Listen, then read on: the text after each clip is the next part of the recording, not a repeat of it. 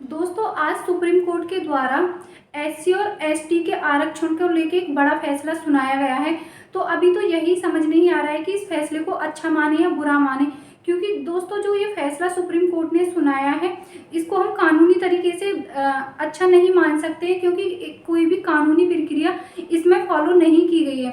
दोस्तों, जो supreme court है, आज 7 जजों की पीठ बैठी थी, उसमें 6-1 से फैसला सुनाया गया है। जो सुप्रीम कोर्ट के मुख्य जज हैं उनका कहना है कि जो एससी और एसटी कैटेगरी में लोग आर्थिक रूप से कमज़ोर हैं उनके लिए सब कैटेगरी बनाई जा सकती है, और उसी हिसाब से एससी और एसटी कैटेगरी के लोगों को रिजर्वेशन दिया जाएगा। यानी कि उनके कहने का मतलब यह है कि जो एससी और एसटी कैटेगरी में जो लोग थोड़े इकोनॉमिक रूप से डेवलप्ड हो चुके हैं, अब उनको रिजर्वेशन नहीं दिया जाएगा। जिनकी कंडीशन वीक है, रिजर्वेशन उन्हीं को दिया जाएगा, वो भी एससी और एसटी की सब कैटेगरी बनाकर। तो दोस्तों, उनका फैसला यह है। अब बात आती है कि उन्होंने इस तरीके का फैसला किस आधार पर सुनाया है। पहली बात तो जो हमारा संविधान है उसमें कहीं भी लिखित रूप से यह नहीं कहा गया है कि जो एससी एसटी या ओबीसी है उसकी सब कैटेगरी बनाई जाए और सब कैटेगरी बनाने के बाद उनको रिजर्वेशन दिया जाए। तो दोस्तों, उन्होंने अपनी इच्छा से ऐसा फैसला सुना दिया। अगर मान लेते हैं कि यह फैसला एक तरीके से ठीक भी है कि एससी और एसटी कैटेगरी में भी कुछ लोग इकोनॉमिक रूप से डेवलप्ड हो चुके हैं, लेकिन हम उनको किस तरीके से देखेंगे, क्योंकि हम देख रहे हैं कि 2011 के बाद से हमारे यहाँ कोई गणना हुई नहीं है। गणना की तो बात छोड़ो, हम ये कैसे पता लगाएंगे कि कौन इकोनॉमिक रूप से मतलब डेवलप्ड है और कौन डेवलप्ड नहीं है। दोस्तों, जब तक जातिगत आधारित जनगणना नहीं होगी तो कैसे पता चलेगा कि कौन वीक है और कौन वीक नहीं है। दोस्तों, ऐसा फैसला सुनाने से पहले मुझे लगता है, या फिर जो कोई भी कॉमन पीपल होगा उसको सबको लगेगा कि जातिगत जब तक जनगणना नहीं होगी हम डिसाइड नहीं कर सकते हैं कि किसको हम सब कैटेगरी में रखेंगे और किसको हम इकोनॉमिक रूप से डेवलप्ड कैटेगरी में रखेंगे। तो दोस्तों, ऐसा लगता है कि कानूनी रूप से इस काम को नहीं किया गया है। कहीं ना कहीं इसमें या तो राजनीतिक दबाव मान सकते हैं, या फिर जो ये फैसला आया है इसको बहुत ज़्यादा सोच समझ के नहीं किया गया है। क्योंकि दोस्तों, हम किसी भी काम को जब करते हैं, अगर हम उसे कानूनी रूप से करते हैं तो वो काम अच्छा माना जाता है, लेकिन अच्छे काम को भी हम गैर कानूनी तरीके से कर देते हैं तो उसके परिणाम बाद में घातक साबित हमारे सामने होते हैं। दोस्तों, इसका एक नेगेटिव पक्ष ये भी हो सकता है कि जैसे कि एससी और एसटी कैटेगरी के लोगों को सब कैटेगरी में बांट दिया जाएगा, तो हो सकता है कि जो इकोनॉमिक रूप से डेवलप्ड लोग हैं वो अपनी ही कैटेगरी के कमज़ोर लोगों को अपने से नीचा समझे। जैसे कि हमारे देश में या फिर हमारे समाज में जाति भेद या इस तरीके की जो घृणा है वो बहुत ज़्यादा फैली हुई है।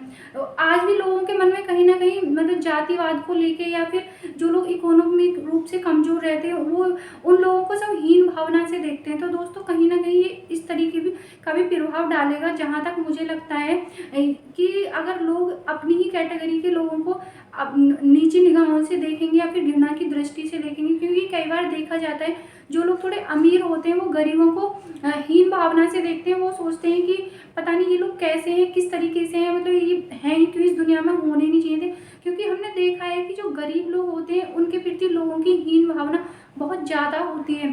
तो दोस्तों, कहीं ना कहीं इसका प्रभाव हमारे समाज पर पड़ेगा, क्योंकि जो एससी और एसटी कैटेगरी है वो बहुत ज़्यादा डेवलप्ड अभी भी नहीं हुई है। कुछ लोग ही डेवलप्ड हुए हैं। अगर गिने चुने हम डेवलप की बात करें तो मुश्किल से 1 या 2% एससी और एसटी कैटेगरी में, यहाँ तक कि ओबीसी कैटेगरी में भी इतने ही कम लोग डेवलप्ड हैं। दोस्तों, फैसला गलत नहीं है।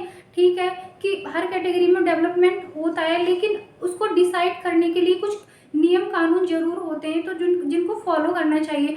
दोस्तों, अगर एक तरफ देखा जाए कि जो हमारे कोर्ट के जज हैं उनका खुद का चुनाव तो कॉलेजियम सिस्टम के द्वारा होता है, वो अपना चुनाव तो कॉलेजियम सिस्टम से करते हैं। वो तब वहाँ पर यह नहीं देखते हैं कि हम इकोनॉमी रूप से कितने डेवलप्ड हैं और कितने इनडेवलप्ड हैं। और जब आम लोगों की बात आती है तो वहाँ पर यह देखा जाता है कि कौन कितना डेवलप्ड है और कौन कितना डेवलप्ड नहीं है। तो दोस्तों मुझे लगता है कि सुप्रीम कोर्ट ने बिना सोचे समझे या तो राजनीतिक दबाव में आके या फिर इस तरीके से ही फैसला सुना दिया है। ये कहीं ना कहीं इसके परिणाम बहुत ज़्यादा गलत साबित हो सकते हैं। हो सकता है कि इस फैसले से हमारे समाज में लोगों के मन में घृणा पैदा हो जाए, या फिर ऐसा भी हो सकता है कि फैसले के बाद लोग आंदोलन करना शुरू कर दें, क्योंकि कोई भी काम कानूनी प्रक्रिया से करना बेटर माना जाता है। अगर इसी काम को जातिगत जनगणना के बाद करते तो शायद ये इस तरीके का मतलब किसी को भी बुरा नहीं लगता। हो सकता है इससे कुछ लोग खुश हों और कुछ लोग इससे दुखी हों, लेकिन मुझे जहाँ तक लगता है दोस्तों, इस पर एक बार पुनर्विचार जरूर होना चाहिए, क्योंकि जब तक जातिगत जनगणना नहीं होगी हम किसी भी कैटेगरी में यह डिसाइड नहीं कर सकते हैं कि या जनरल, SC ST OBC कौन कितना अमीर है और कौन कितना गरीब है, किसको सब कैटेगरी में रखना है और किसको सब कैटेगरी से बाहर निकालना है। तो दोस्तों आपको क्या लगता है कि हम जब कोई नियम या कानून लेके आते हैं तो कानूनी प्रक्रिया हमें फॉलो करनी चाहिए, नहीं करनी चाहिए? और यह जो इस तरीके से अचानक से हुआ है कि SC और ST कैटेगरी को सब कैटेगरी में डिसाइड किया जाएगा, उसी के अकॉर्डिंग उनको रिजर्वेशन दिया जाएगा, आपकी नज़र में कहाँ तक ठीक है? आप इसे कितना सही मानते हैं? अगर आप सही मानते हैं तो क्यों सही मानते हैं? अगर आप इसे गलत मानते हैं तो फिर आपको इसके खिलाफ आवाज़ उठानी चाहिए, क्योंकि दोस्तों हमारे देश में अभी जनगणना ही नहीं हुई है, तो हम कैसे डिसाइड करेंगे कि कौन कितना अमीर है और कौन कितना गरीब है? जब तक जनगणना नहीं होगी और जनगणना में भी जातिगत जनगणना नहीं होगी, यह बिल्कुल भी डिसाइड नहीं किया जाएगा। यह तो उस तरीके का हो जाएगा कि राजनीतिक या फिर सुप्रीम कोर्ट जो फैसला लेके आएगी आम आदमी के लिए, वो उसे राजी राजी गैर राजी मानना ही पड़ेगा। दोस्तों ऐसा नहीं होता है, कोई भी काम कानूनी प्रक्रिया के तहत होना चाहिए, क्योंकि हमारा संविधान भी और एक कॉमन सेंस भी यही बोलता है कि जो काम कानूनी प्रक्रिया के तहत होता है वो उसके परिणाम हमेशा अच्छे ही होते हैं। तो दोस्तों आपकी क्या राय है कि जो सुप्रीम कोर्ट ने फैसला दिया है कि SC और ST कैटेगरी के लोगों को सब कैटेगरी में बांटने के बाद उनको रिजर्वेशन दिया जाएगा, तो आपको नहीं लगता कि जातिगत जनगणना होनी चाहिए? उससे पहले यह बिल्कुल भी नियम लागू नहीं होना चाहिए? आपकी क्या राय कमेंट बॉक्स में मुझे ज़रूर बताएं। Thank you.